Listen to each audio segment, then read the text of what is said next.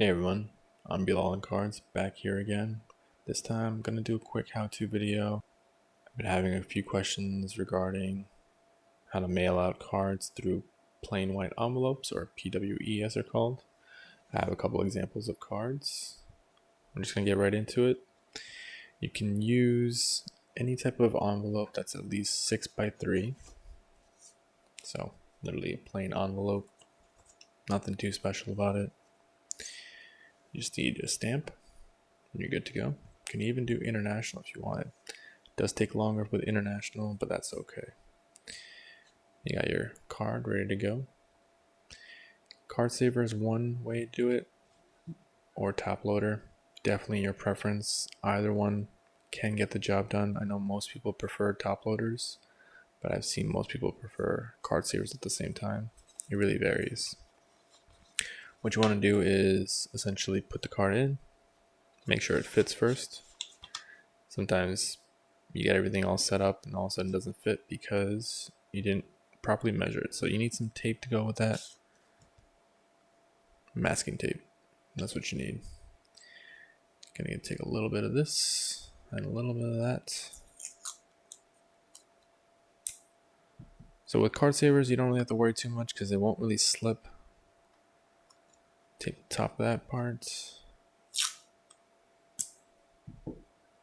And take the top of this part.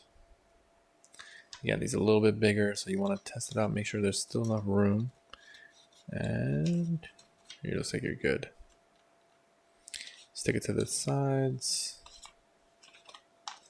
And voila. Close it up, seal it up, put your stamps on, you're good to go. There is another method where you can use paper.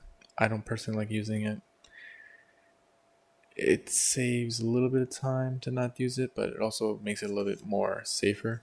It's really, again, your personal preference. So with that, you can look at the top loader ones.